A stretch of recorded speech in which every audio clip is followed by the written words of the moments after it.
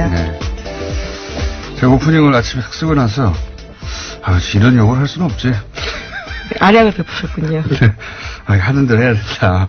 사람이 안 하는 짓 하면 죽는다는 소리가 있잖아요. 네. 하는 대로 하는 게 맞다.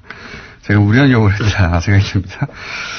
제가 이게 조사 보고서 기자들은 아마 다들 읽어봤을 것 같은데 별지. 예, 저도 봤습니다. 언론 보도에 이게 다 담을 수가 없으니까요. 예.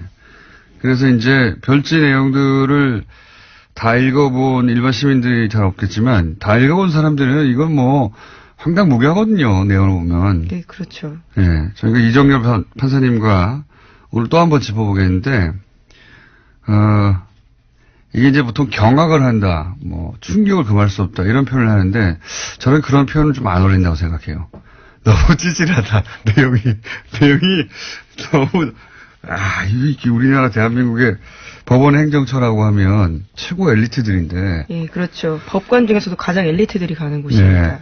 네. 이게 너무 찌질하다. 보면은 뭐 게시판 댓글 숫자 세고 있고.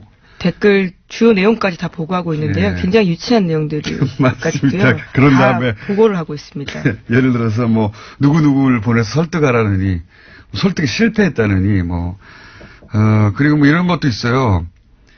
우리 법 연구회 이게 진보적인 성격의 모임이죠. 법원 내. 근데 이제 이 모임의 핵심이 누구느냐 이름 쫙 써 있습니다. 주변 그룹이 누구냐. 주변 그룹으로 분류된 분들 기분 나쁠 것 같아요. 이름이 쫙 써 있어요. 그리고 나서 이제 핵심 그룹이 일반 판사들 호응을 얻는 것을 차단해야 된다. 핵심 그룹을 고립시켜야 된다. 그래서 대응 전략 같은 거 쭉 있고, 뭐, 카페 활동이나 인터넷 활동을 어떻게 저지할 것인가.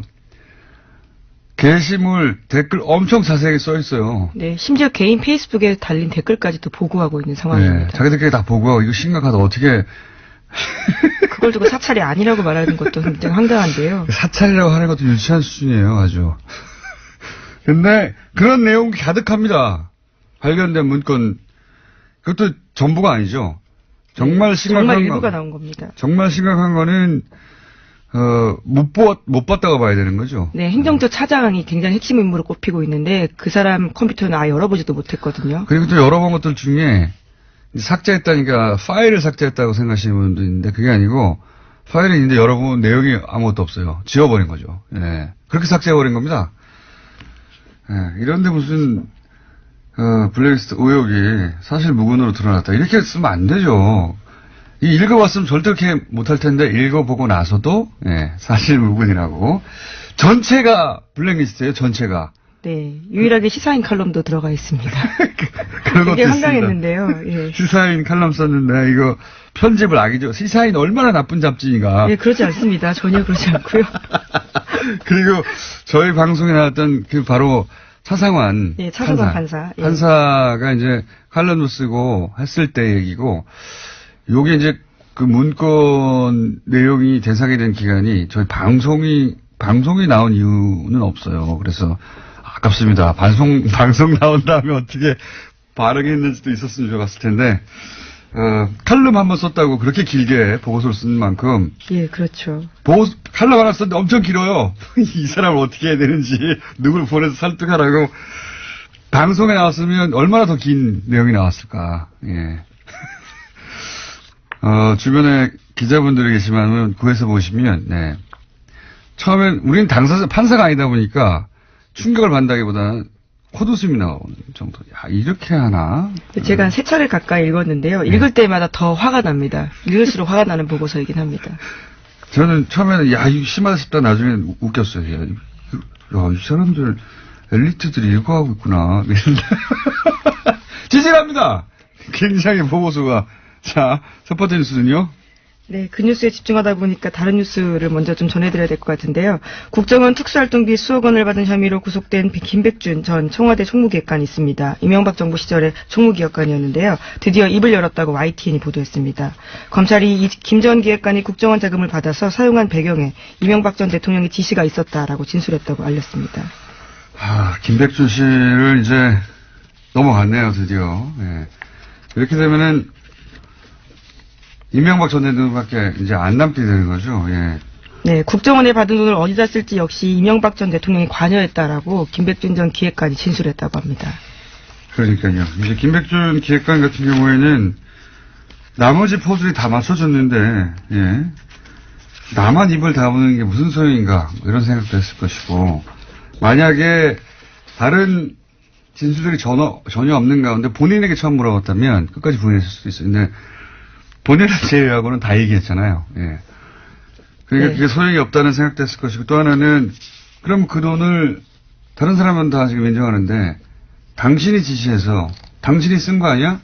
이런 질문에 대해서 가만히 있으면은 뒤집어 쓰지 않습니까? 네, 그래서 그 사실 또한 밝혔다라고 하는데 사적인 이익을 위해 돈을 챙긴 일은 전혀 없다라고 이야기했다고 합니다. 나는 안 챙겼다. 그리고 그럼 당신이 지시한 거냐? 내가 지시한 건 아니다. 말할 수밖에 없는 상황인 거죠. 예. 지난번 김관진, 임관빈 를 넘어서지 못했죠. 그때는. 예. 네, 석방된 바 있습니다.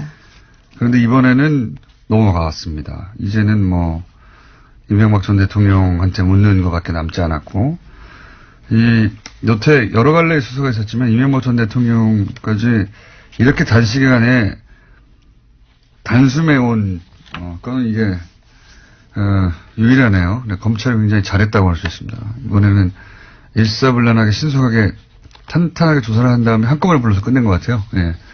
그리고 이제 그 이전에 박근혜 전 대통령 특활비 사건이 있었기 때문에, 예. 정확하게 어떻게 수사해야 되는지도 알았던 것 같고, 예습한 다음에, 예. 일사불란하게 단칼에 여기까지 갔네요. 자, 이 건은 그래서 이명박 전 대통령 소환만 남은 특활비 관해서는 상황 정도 된 것 같습니다. 자, 다음 수는요? 네, 판사 블랙리스트 다시 전해드릴 수밖에 없는데요. 양승태 대법관 시절에 작성됐던 이른바 판사 리스트 관련해서 발표의 파장이 계속되고 있습니다. 문건의 특정 성향 판사의 동향 같은 것들이 보고된 이야기인데요. 일각에서는 블랙리스트가 아니다라고 주장까지 하고 있습니다. 그래서 어제 MBC가 직접 따져봤는데요. 인사 불이행 여부를 확인해봤다라고 합니다. 지난 7년의 법원 인사 기록을 살펴보면 명단에 있던 판사들은 한 명 빼고는 모두 형사 1심 재판에서 배제가 돼서 실제로 블랙리스트가 작동됐다라고 보도하고 있습니다. 그러니까요. 이게 이제 뭐 쭉 일본부터 이름 써가지고 지금 문체부에서 나온 그 명단처럼 그렇게 정리되어 있지 않을 뿐 지금 나온 문건 전체가 다 블랙리스트예요. 이 사람들을 어떻게 할까? 이 사람들은 배제해야 된다. 이 사람들을 고립시켜야 된다. 이거 블랙리스트지 뭡니까? 네, 심지어 적색, 청색, 흑색이라는 표현까지도 나와 있습니다. 이게 이제 형사 재판부에서 배제하는 것이 이게 이제 지원 배제였지 않습니까? 여기서는 지원 배제가 아니라 형사 재판부 배제라고 핵심 업무에서 뺐다라는 거죠. 그렇죠. 왜냐하면 거의 모두라고 해도 좋을 만큼의 정치적 사건은 결국 형사부가 관장하는 겁니다. 형사 사건이니까. 그리고 영장 실질 심사 판사들 지난 1년간 우리가 얼마나 논란을 많이 일으킨 판사라고 언론에서 계속 지목했었던 다 마찬가지거든요. 그리고 지금 김관진, 임관빈 구속적부심통에 석방한 형사수석 다 형사재판부예요. 형사재판부에서 배제한다는 게 가진 의미는 정치적 사건에 있어서는 자신들의 입맛대로 판단하겠다는 의지가 관철된 것이고, 그리고 이제 배제된 것도 의지가 관철된, 이 블랙리스트를 통해서 돈을 안 줬다 이런 게 아니잖아요. 예, 지원을 배제했다든가 무슨 예술단체 지원을 끌어모았다든가 그게 아니고, 여기서는 블랙리스트라는 게 결국 이렇게 정치적 재판에 영향을 미칠 수 있는 자리에 있는 사람들은 전부 다 보수 인사로 채운다. 혹은 뭐 법원 행정처 대법 원장의 의사가 관철될 수 있는 사람으로 채운다. 이거예요. 나머지는 뺀다. 작동한 거죠. 뭘 작동을 안 했어요. 네, 재판이 판사 업무의 핵심이라고 할 수 있는데요. 아예 뺐다라고 하기 때문에 블랙리스트는 작동했다라고밖에 볼 수 없습니다. 뺐다라고 써 있는 문건은 없지만 결과가 배제됐지 않습니까? 이 명단에 있는 사람들이. 자, 그런데 이제 어제 저희 이정렬 판사님하고도 얘기했던 왜 뭐였죠? 합의재판부? 전원합의체. 예. 용어 어려워. 전원 합의체로 보냈는가. 원세훈 재판. 네네. 예. 그 관련해서는, 정확하게 이제 몇 명 안 되는 대법관들이 지목되니까 그분들은 아니다라고 이제.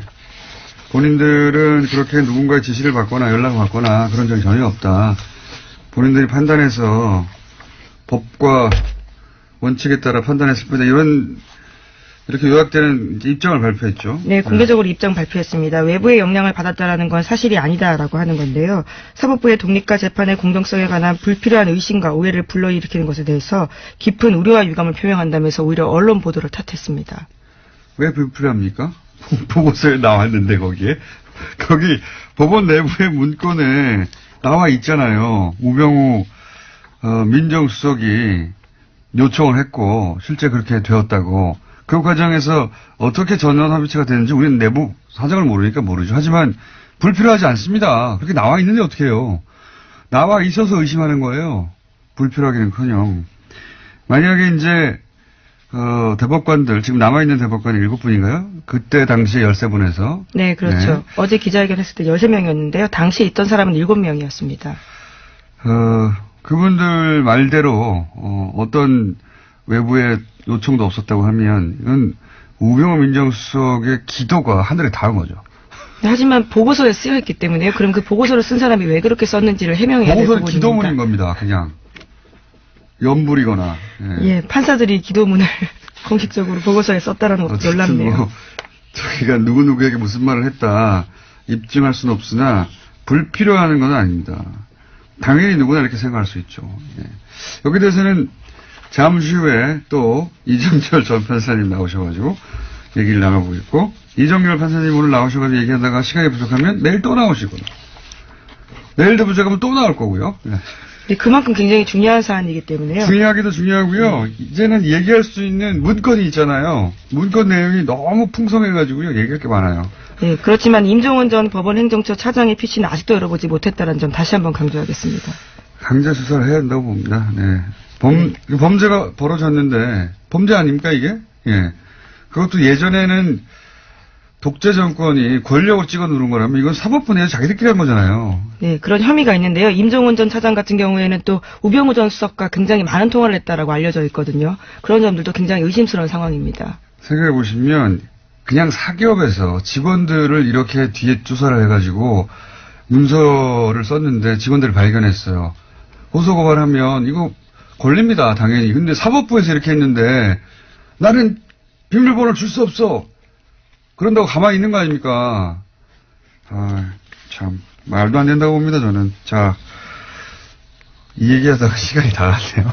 자, 빨리빨리 짚고 넘어갑시다. 네, 어제 문학의 블랙리스트 혐의 관련해서 2심 재판 결과 나왔습니다. 조윤선 전 정무수석이 유죄가 선고됐는데요. 1심에서는 블랙리스트 관여 혐의에 대해서 무죄 선고받은 바가 있습니다. 그래서 6개월 만에 다시 법정 구속이 됐는데 징역 2년 선고받았습니다.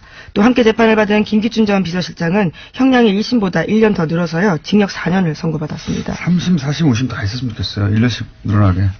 근데 조윤선 전 장관은 사실 애초 석방이 말이 안 된다는 얘기가 많았었죠. 예. 자, 석방됐다 다시 들어갔고요. 다음 뉴스는요? 네, 조윤선 전 장관 관련해서 뉴스가 또 하나 있는데요. 문화체육관광부 장관이 되기 넉 달 전에 최순실 씨가 이를 이미 알았다라는 정황이 나왔다고 합니다. 중앙일보 보도인데요. 2016년 5월 달에 최순실 씨 가방에서 문체부 장관, 괄호하고 조윤선이라고 쓰인 메모지가 나왔다라고 합니다. 당시에 장시호 씨가 이를 발견해서 휴대폰으로 찍어둔 사진이 있다라고 합니다. 그렇군요. 예.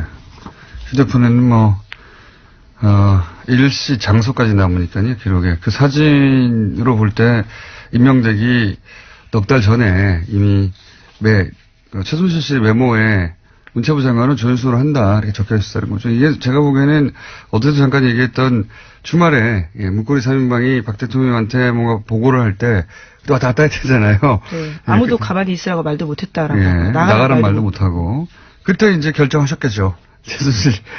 사실상 내정 페이퍼가 아닌가라는 의심이 드는 문건입니다. 문건이 아니고요, 메모입니다. 최순실 대통령 대행이 그때 결정하셨겠죠. 예. 이렇게 장관으로 하여라. 하여튼 관련 뉴스가 짧게 하나 있고요. 자, 하나 정도만 더 하고 넘어가야 될 것 같은데, 예.